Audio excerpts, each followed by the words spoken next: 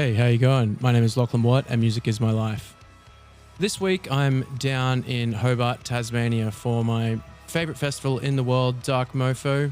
You may or may not be able to see a bit of Mount Wellington behind me up in the distance there.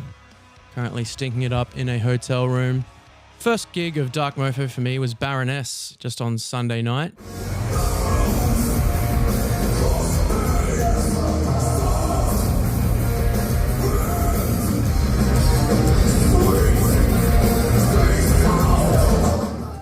And I was actually really hoping to get a chat happening with John Baisley of the band. It didn't work out with everyone's schedules and things, unfortunately, but I actually ran into an old friend at the show, Tyler Richardson, the singer-bass player of legendary Tassie punk rockers Luca Brasi. And it was rather serendipitous. I was like, hey man, do you reckon you want to jump on the podcast while I'm in town, have a little bit of a chat? And he was heaps up for it.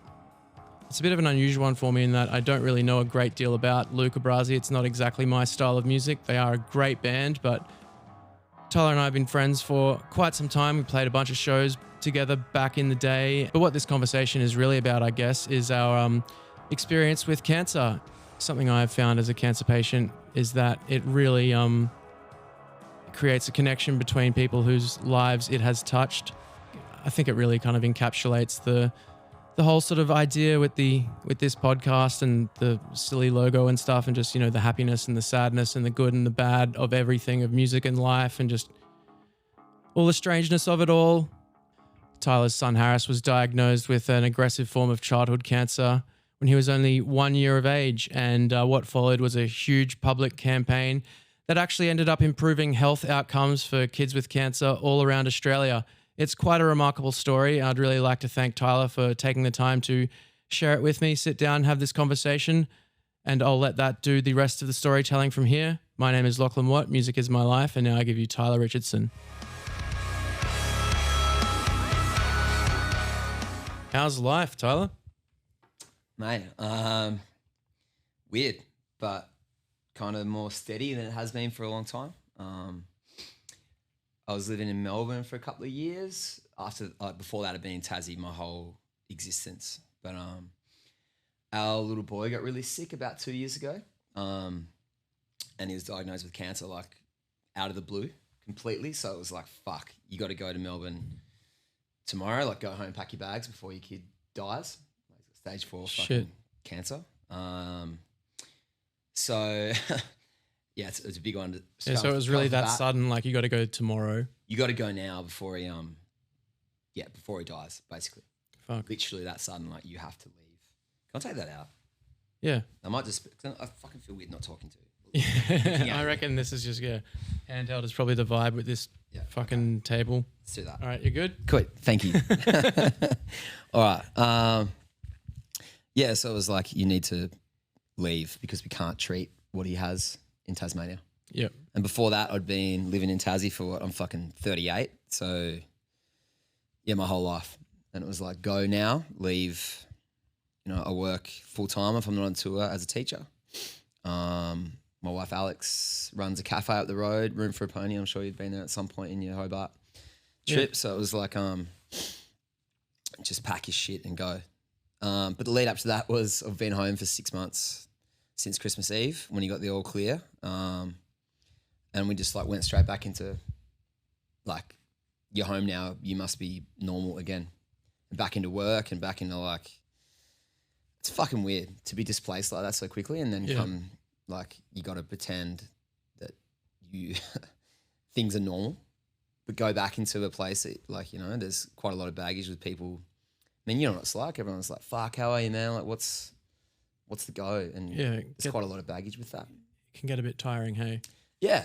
Even though people it's all well-meaning. mean well. Totally well-meaning, man. But like, it's such a weird thing to navigate. And but now I guess things feel normal, but it's always that fear of like that you live with every day of looking over your shoulder and waiting for the next thing.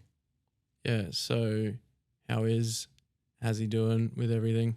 Man, he's awesome, and that's the scary thing. Like he's so good. He turned 3 last week.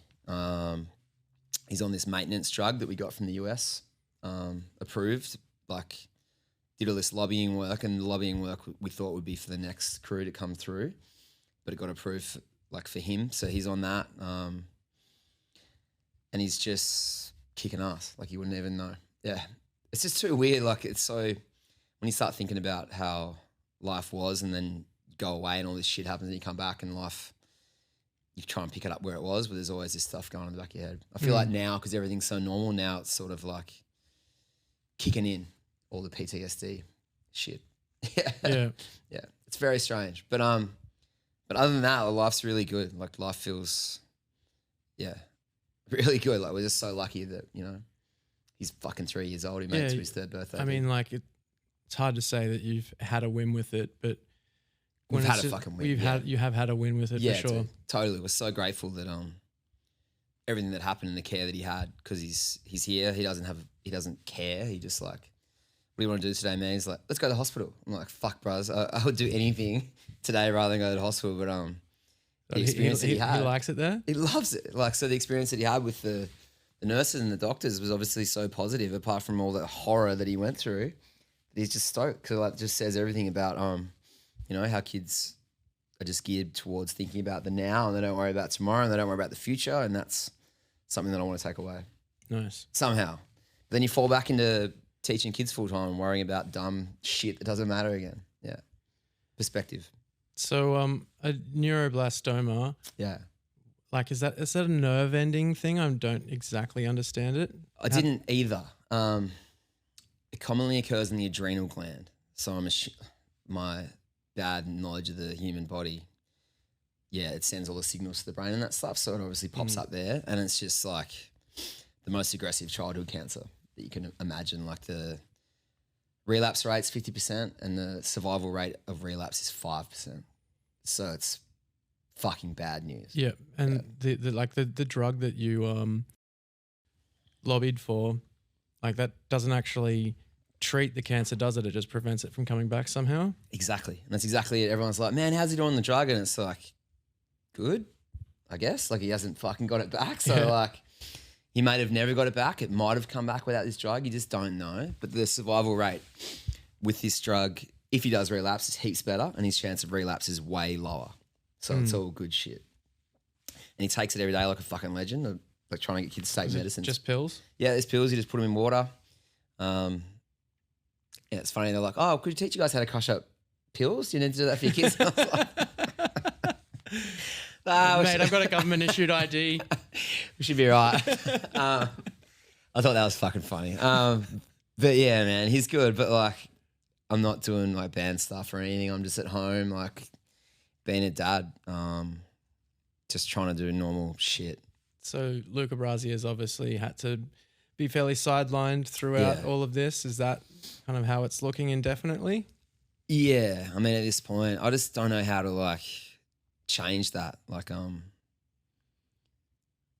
don't know how I could go away for an extended period of time or even short periods of time at this point. Things might change, but like, I just want to be at home. Yeah. Yeah. And it'd be pretty rough to have to put everyone involved in the position of, organising tours and getting things planned and knowing that at any moment you could potentially go, sorry guys, can't go on this one. Yeah, exactly. We did a couple of tours, or at least a couple of short runs during treatment, like during chemotherapy and stuff, and like just the worst idea possible. Like, fuck, how things were when I was away. It was just like disastrous. So I just can't even. Yeah, I guess your wife would have not been that pleased about it, huh? Dude, and she's the most supportive individual in the whole fucking world, and like to put her through that, and then how things like, because it was okay at the start, and then when I was away, it all fell apart a few times, and it was like, it's only Australia, so it's like 2 weeks home for a couple of days, but like it all fell apart. But it was just fucked. So yeah, I don't know, man. Like, and I haven't been writing any music and shit. It's just been like. I saw you were playing a bunch of solo shows last year. I guess that's a bit more manageable. Yeah, it feels somewhat a little bit different and a little bit cathartic, because it was just like easy. I didn't have to like do any jam. You didn't have to get together with anyone. It's like just rock up, play the guitar. Yeah, but it was lovely, and it went really well. But like, it was after all this, it was getting really heavy. Like, there's no green room in like a 100 cap venue, so you're just hanging out afterwards, which is fucking awesome. But like everyone's got a pretty gnarly story they want to tell you, especially after you've you know the fucking drill, have a gnarly story. So it's like 2 a.m. and there's a bunch of emotional crying dudes. It's like, yeah, it's pretty gnarly. I remember, I think the last time I think it might have been the last time I came down to Tassie. I can't remember, but when Run played with Amity down here, there was some guy that was telling me all about how his, I think it was his mum died of brain cancer or something, and you just kind of get cornered in the beer garden. And that's exactly it. Yeah. And you want to talk about like, yeah, it's like, yeah, I really like that, you know, what I've been through has helped you or inspired you or whatever. But when that's happening every second night, it's like, or every night, brutal, it's heavy and difficult. It's super heavy. And like, you want to give people your time. You don't want to like break off someone mid-conversation telling you about how their daughter's sick, but like, it's pretty overwhelming after a little bit. Lovely as hell. Like, I feel like I don't want to get, don't get me wrong, but fuck. Yeah, you're not being paid to be someone's therapist. Yeah, it's pretty gnarly. And I'm so, so as you're so open about everything, but it's a lot. Yeah. So I don't know, man. I don't know what we're doing. We've got one show here at the end of the month. Just a real random spot thing, and that's it. Not a show book, the weirdest fucking thing in the whole world to imagine.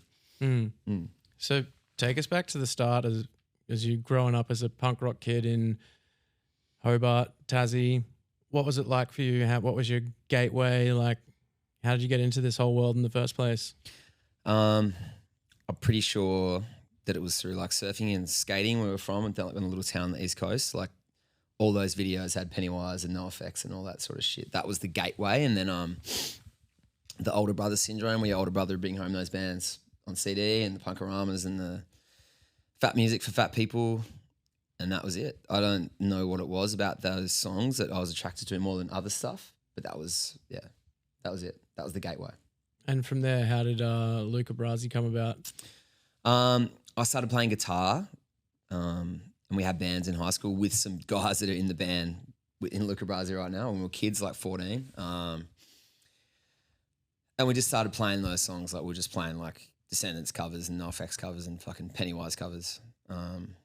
There's nowhere to play. Like we grew up, there's no venues, there's no pub, there's no anything. There was no Brisbane hotel yet? There's no fucking Brisbane hotel yet. A la that story the other night at the Baroness show. Yeah, I was just about to bring that up.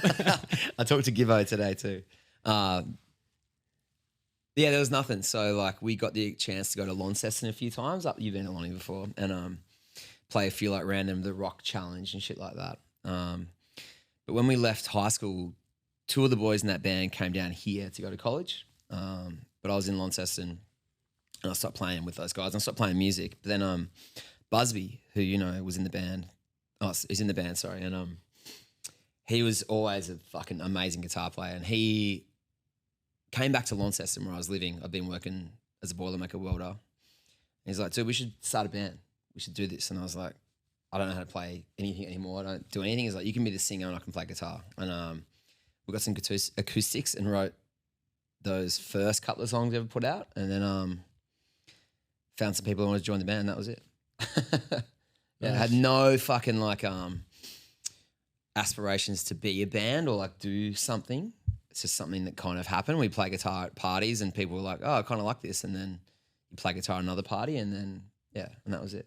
And then we became a band. Nice. Do you remember when we first met? I can't exactly pinpoint it. There's a bunch of times, but I think the earliest time was through Adrian Kelly at a festival, but I don't know which one. I do remember my old band Nuclear Summer played with you guys a couple of times at those like all day Reverence. Yeah, but it's a Brisbane things. Hotel one too. No, not Brisbane Hotel, Brisbane City one. Yeah, I think was it at the Smith Street tour or something like that? Yeah, there's one around that period. At like Snitch or one of those Thursday night clubs. One of those ones. I don't know when it was, but I first met you properly at. I feel like it was what's that one? Fuck, this is not going well. UNFD one out in the paddock somewhere. Yeah, shit. What is that festival called? You know what I mean? Unify. Unify, and this is a long time ago. And you found a sick blanket I must have been off Does my that narrow it guts. down? Yeah, absolutely. But yeah, I think it was the first time I really spoke to you. But I remember Nuclear Summer. Yeah, for sure. I guess, obviously we'd met a few times before, but I feel like the most prominent memory I have of hanging out with you in recent years is at the Goo Goo Dolls show. Yeah. There was 3 people in that room who had sung Iris. Probably a fucking heap more than that. Yeah, yeah. the whole room, really. The whole room. That band's fucking sick, and that was a sick show. Yeah. Yeah. I was, I think I've said it too, but yeah, when I saw you guys were doing that cover, like obviously ours was in the bag and on the way out around the same time, and I was like, get fuck's fucked, sake. you fucking dogs. I couldn't fucking believe it. Yeah. Weren't you going to do a bunch? Wasn't that a thought at one point? I had the idea that maybe, like 90s alt rock could be, covers could be a thing, but I haven't made any moves on that at this point. We tried for ages to do it with Triple J, like recorded the demo and sent it to them. They're like, nah, this is irrelevant was the word we were given for a long time. That's why they wouldn't do it. And then one day I was walking down the beach and 2 girls that were 14 were playing it through a UE boom at the beach, and I was like, "Did you just fucking sign, man? Just film that and send it to Triple J." Not be sus. I'm not exactly. filming 14-year-old girls at the beach. I'm not a fucking creep. But we tried for ages. We were like, this song fucking connects. We know it does. Yeah. And it does.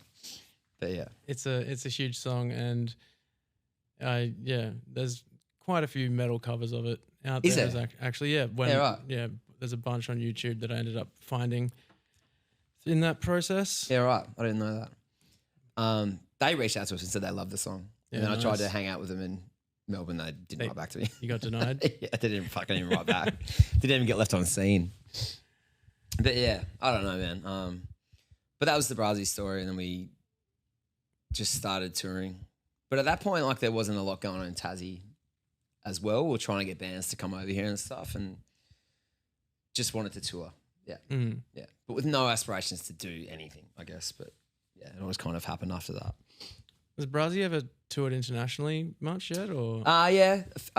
Quite a bit in Europe, and the UK, and then some random, like, we toured China, been to Singapore, just like random weird stuff. But yeah, a bit, but never to America ever. Yeah, right. Yeah. I don't think we ever made any connection to the States whatsoever. I was just saying to my wife last night, watching the news, and I was like, I don't think I'm ever going back there. Fuck, man. Like, I really want to go back, but like, I can't see it happening either. Yeah. Yeah. Especially not with the band. We just never. Did you ever tour the States? Yeah, I did it with Thy Art Is Murder, filling in for sick. them. Oh, fuck, you did too. Yeah. We just never made any impact there at all. Yeah, I think I was talking to Mitch Golding about it once, and he was just talking about, in relation to Brasi, just how hard it is for like the really Aussie specific kind of bands that like get this huge profile on Triple J and have a huge cultural kind of status here. Totally. Just trying to get a foothold in like Europe or they just don't the care. States. It just doesn't really connect so easily. But like if you're like a metal band, it's like it doesn't have that sort of national sort of limitation on it. Like it really put a thing on us. Like when we do okay in Europe, like fine, I guess. But yeah, USA, we don't think we even got offered to go there, apart from like those really punk, like, you know, punk. I don't know. Yeah, didn't really work for us. Yeah, you didn't want to go do a DIY. We didn't want to go do DIY. Like, you know, you can go to Germany and get people to come to the show and it's going to be sick. But like, yeah. But I don't know, man. I don't know what the future has. Like, I miss all that shit. But I just don't know. And that's pretty crazy because for a long time, like, we were doing this basically full time and as much as we could, like working in between, and it was working out. But yeah, it was on its way to becoming a job. Well, it was. I feel like it was at one point. Never a full time job. I don't know how you could fucking make money to live, but like we were doing it, playing a lot of shows, and like stepping up into bigger rooms and stuff. And then when that COVID one happened, we pulled out of it. We pulled the pin on those big rooms. We never got back there again. Yeah, right. Yeah. I think it kneecapped a lot of bands. I would be like, I would never attempt to book the Forum again in my fucking life. But like at one point, it was like, this is going to sell out. It's going to be a sick show, and then it was like, bang. So I don't know. Yeah, but like in saying that, everything that happened was such an accident anyway that it's just fucking sick.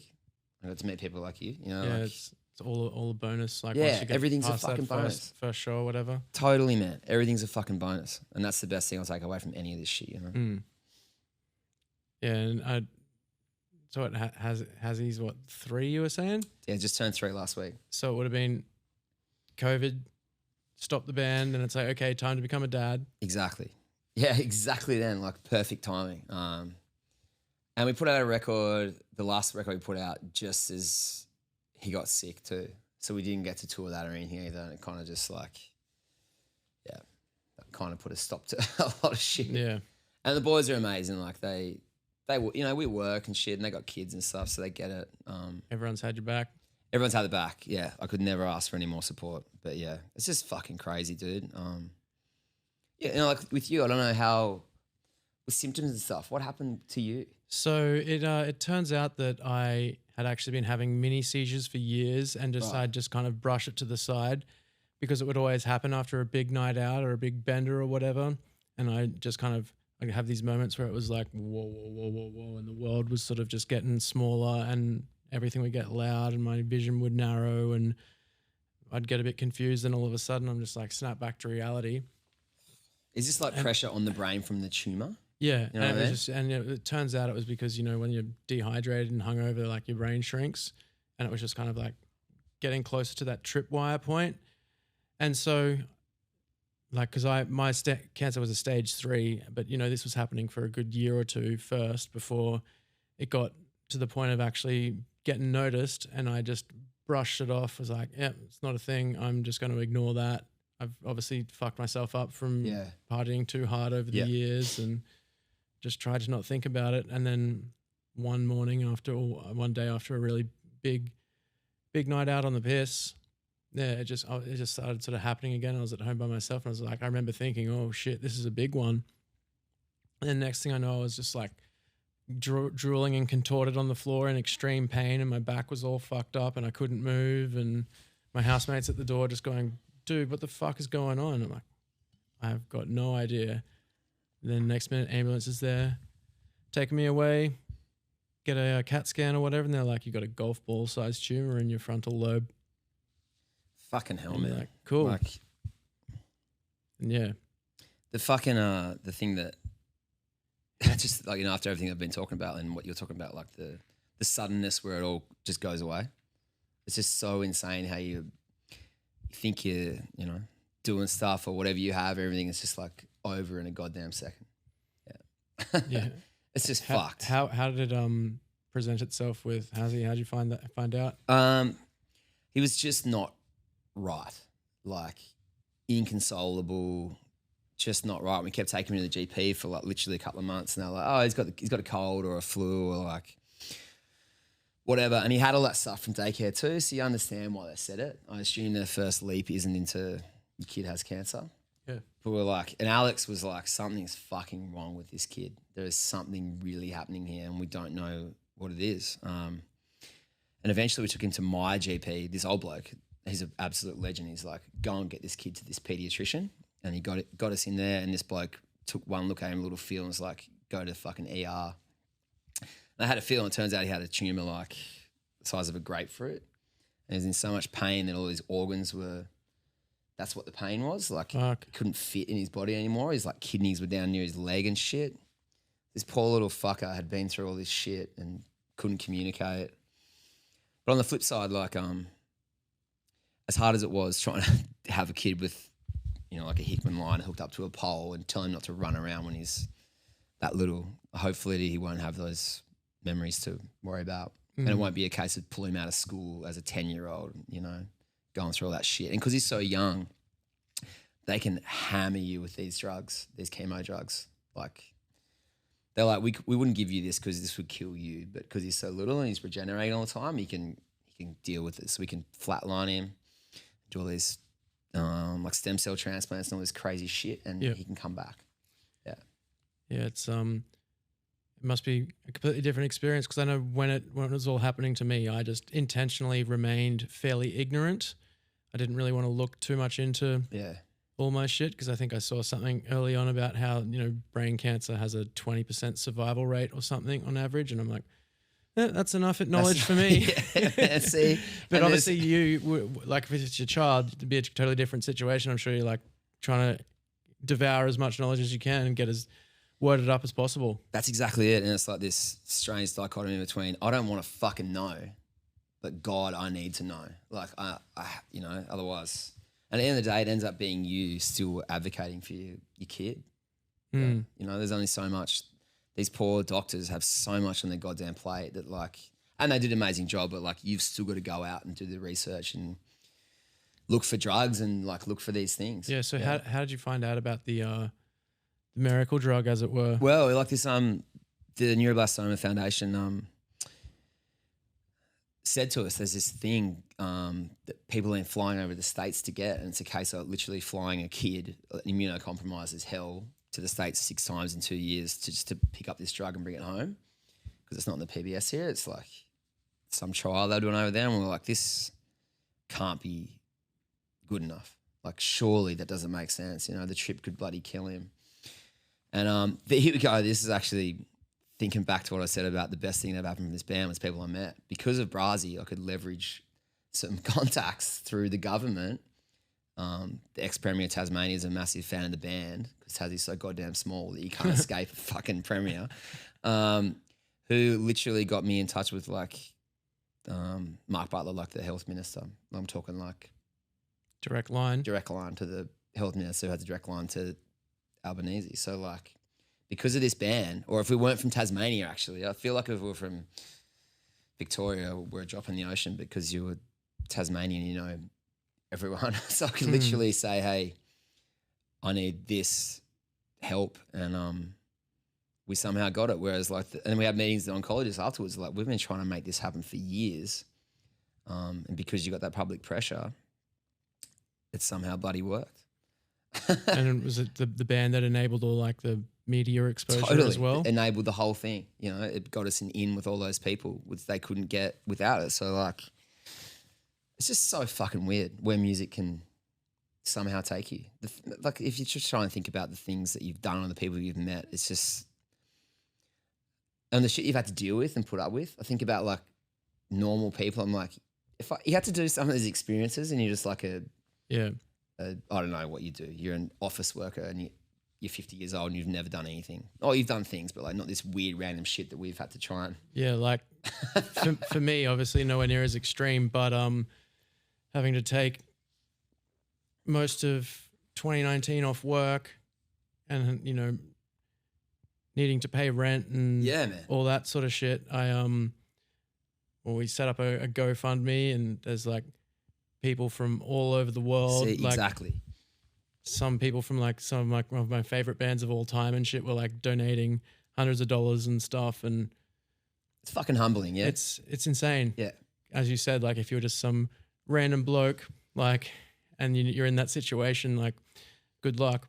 Exactly, man. Like I could never express the gratitude that people cared enough about the band. Like it's just, that position that we were in, thankfully, because of the goddamn band, helped immensely, and it's fucking humbling. And I find it hard to, that people actually care that much because things that you said on a audio file.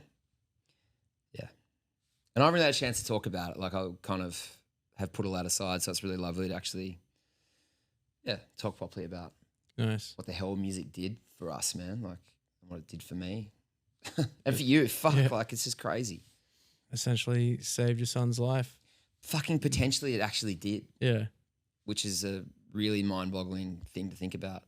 So I can't be too upset that we're not on tour that often. Take it all the way back to what those surf skate tapes and stuff, like what a bizarre what the fuck, man. See, exactly. That's where that's going to take you now. Like I think about those weird times when you're like having to deal with some strange situation in Europe or something, and like you living in a van and sleeping on someone's floor, like trying to tell a normal person what that is like and the weird things you have to deal with, but then making that leap from the surf skate tapes to this will one day potentially save your kid's life, like it's fucking weird. So I'm not that upset that I'm back at school teaching full time. I'm pretty goddamn grateful. Yeah, I imagine it's obviously like all of this very different in your situation, but I know for me that cancer made me a better person, made me much more sort of appreciative and just, just more open, and yeah, I think everything about it just kind of improved my life at the end of the day somehow eventually. Fucking hell, man. Even though it like was fucked and awful to deal with, just like I think like by the end of it all, it was like some getting through it is like somehow it just leveled me up. What a fucking goddamn perspective though, man. Because like I still feel like that could be me, and all I want to do is bury my goddamn head. So it's a credit to you, like to, yeah. I do feel like it makes you realize the world isn't out to get you though. You want it to be. You want someone to blame. You want to like, but it's not. Things just fucking happen. And the thing that Alex and I always talked about, and she's way better at this than me, is like, there's no one to blame. Like you can yell at the sky, it's not gonna fucking do anything for you. Things just happen and you deal with it. But like that's easy to say, but yeah, you're so right though. My golden perspective on it all was challenged pretty severely when they did a second surgery because they thought it was coming back, and turns out it was just scar tissue. Yeah, right. I thought I'd gotten through it all. Then you're back. And I was back, and then it was like a year or two had gone by, and I'm booking tours again, and the band's doing shit, and then went in for my routine scan, and they're like, we think it's coming back and we're going to need to get in there again. And it's just like, that's when I sort of shat my pants a bit and went, fuck you. Yeah. Poor me. Yeah. And I can fucking understand that, man. And that's the fear that that we have, you know. It's so easy to go, oh, fuck, I'm glad this perspective that it gave me, and it makes me appreciate shit. But like, I'm going to go to pieces pretty quickly. And I understand that completely. Mm. Yeah. So this shit just can't come back. That's our that's our goal. This wonder drug is going to do its bloody thing. I'm going to be good. Fuck yeah. Love it. It must give you a bit of, even though you're not really doing the band or whatever, it must give you a bit of ammunition for lyrics and writing music, right? Yeah. I think I was talking to Buzzy about it. I was like, I feel like I'm going to write some fucking angry songs. But then I started writing some music, and it was all a bit too like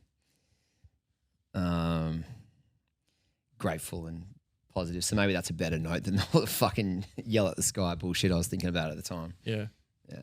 But anyway, it's just crazy. Life's so bizarre. And I really am now thinking about those Millen Collins songs on that skate video that led me to talking to the health minister about cancer drugs. Yeah. Yeah. So was that process with the drugs, was that something they were already looking at all, or? They were trying to. They've been trying to get it for ages, but And what was the roadblock that needed to be removed? time.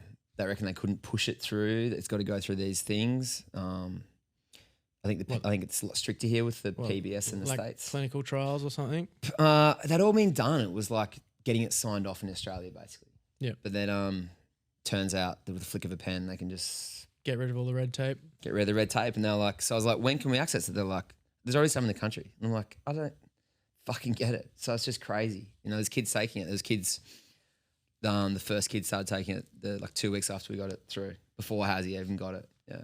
So did you actually have to do any trips to the States in the end? Not even one. Oh, fuck yeah. So it's just amazing. And like, he didn't need it for another 6 months after it got approved, but there was kids who started taking it the 2 weeks after it.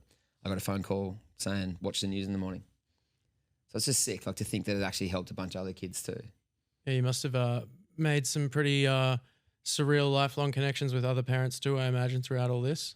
Yeah, man, that's the other thing. And there is that funny guilt complex that you sort of do have. It's like this survivor's guilt thing. Even though, you know, I wasn't me personally, but like when you leave the hospital, and there's still kids in there that you know, I've still got mates in there with their kids right now that potentially aren't coming out of that place.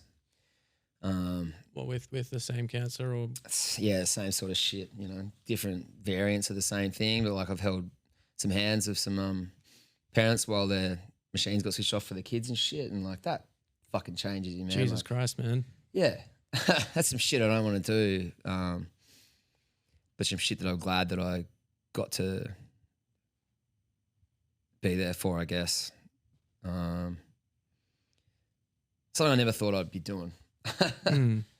But yeah.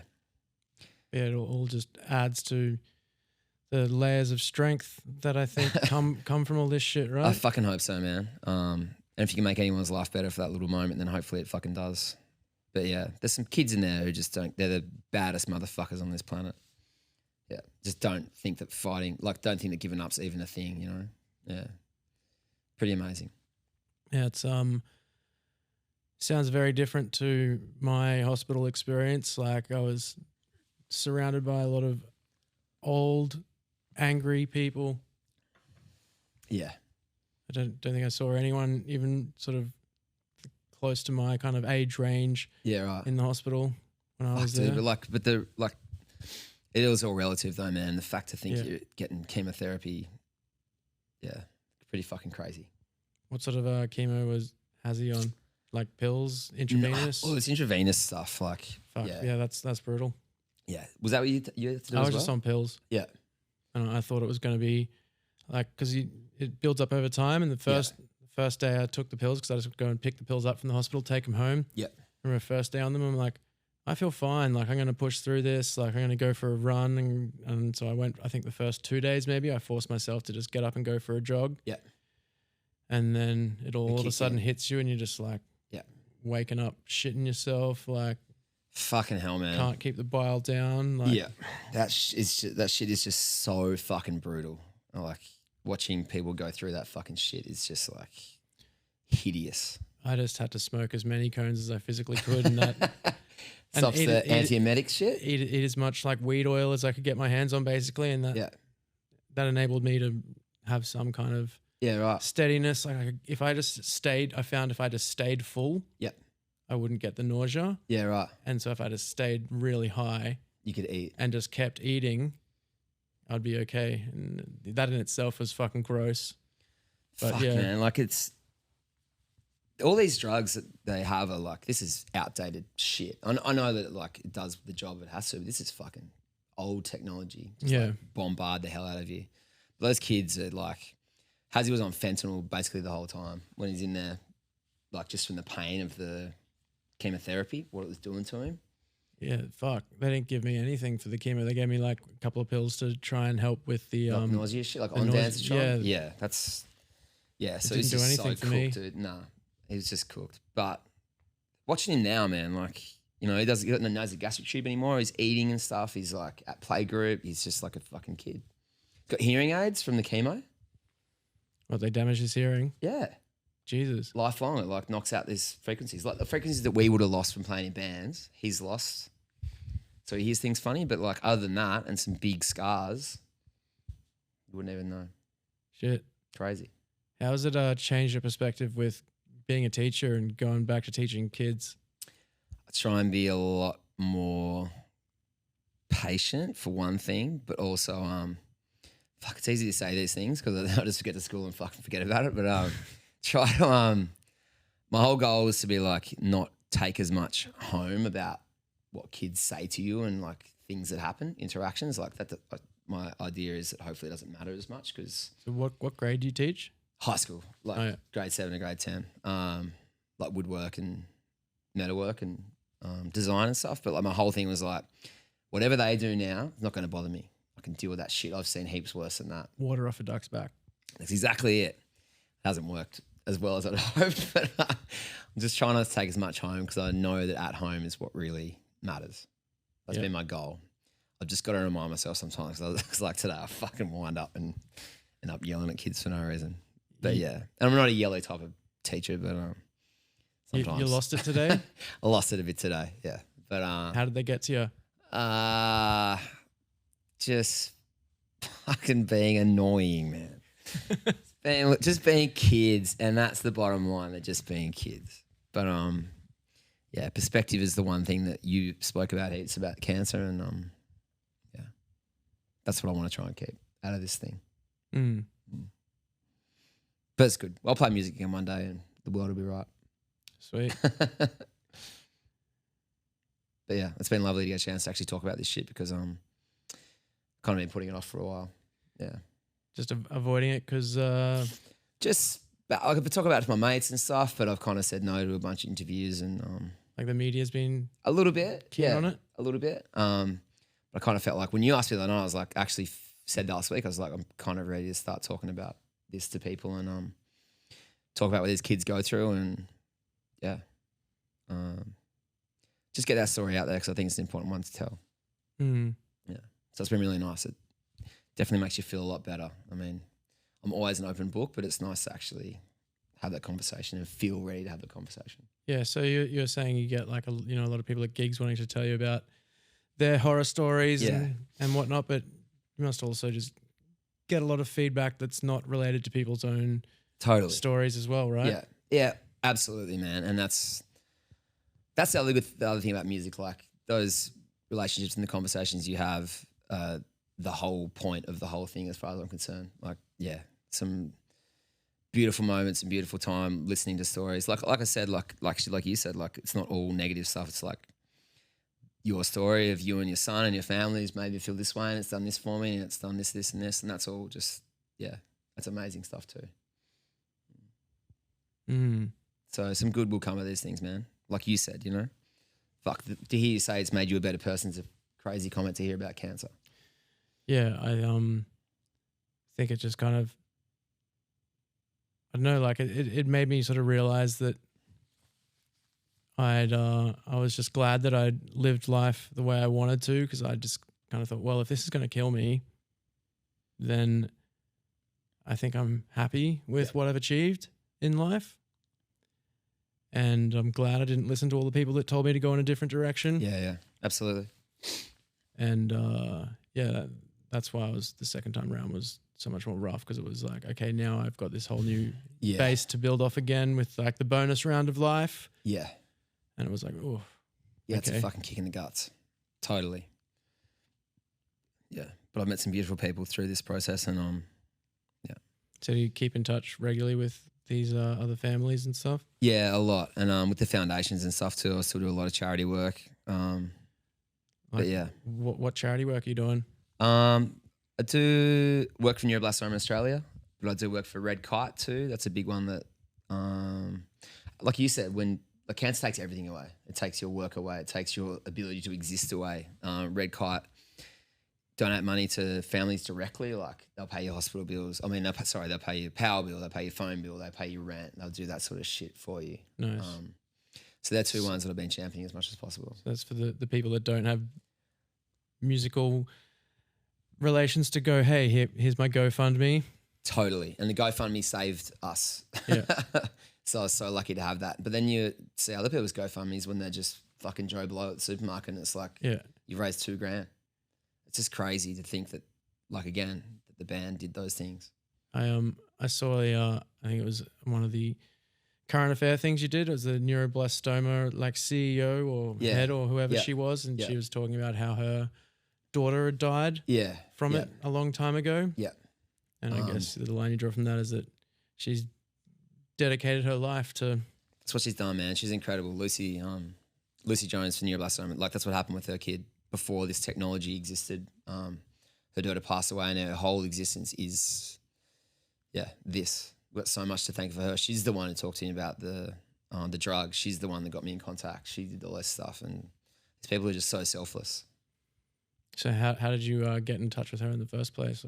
I actually think she reached out. They just come through the hospital from time to time. Right.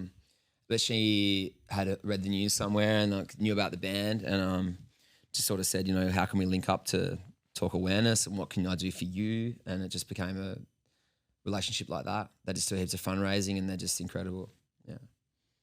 So once again, like the fucking band does all these things. So you've become a very important vehicle for her cause now too. I hope so. Yeah, I think so. I wanted to walk away from that and do something for all the people that helped us, because that GoFundMe bloody helped us. Red Kite helped us. That foundation told us about this bloody drug that he takes twice a day that's potentially saving his life every day. We just don't know about. Doesn't sound like it's something that you'll ever be able to walk away from. Like this is a part of your life now, right?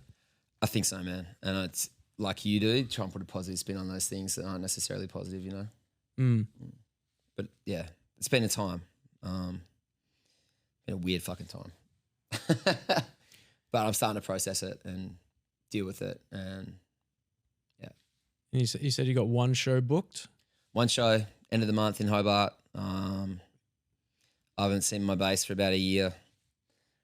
Yeah. I was at the ENT getting my, like I told you before, getting my vocal cords looked at. So I probably can't play bass. I probably can't sing, but I saw that you see you were there. selling a bunch of musical gear on Instagram today. Yeah, selling a bunch of music gear. Nothing that I could be without. Yeah. Yeah, some of that shit that you just accumulate and you don't know why you have it, but You're obviously not going to need an Enki anytime soon. not going to need Enki anytime soon. That can go. The gigantic super basement that I have never plugged in, it's worth a shitload of money. That can go. Just little items that you want to keep hold of forever. Yeah, so I don't know. We'll figure it out, man. Yeah, we do have an anniversary of a record that did a lot for us next year. So maybe watch this space. Yeah. There we go. Well, unless you got anything else, I think we've covered a fair bit of ground there, and that might be a good place to wrap it up. I love it, man. Thank you so much. It's been a real pleasure to talk about some really heavy shit, but it's cathartic as hell. So thank you. Yeah, sweet. Appreciate Thanks, you, bro. Tyler. Cheers, man.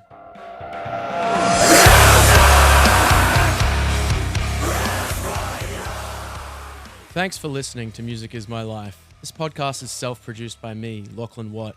I'd like to thank Audio Technica Australia for providing the high-quality equipment that has made this possible, as well as Patrick Galvin at Hollowbone Studio for the design.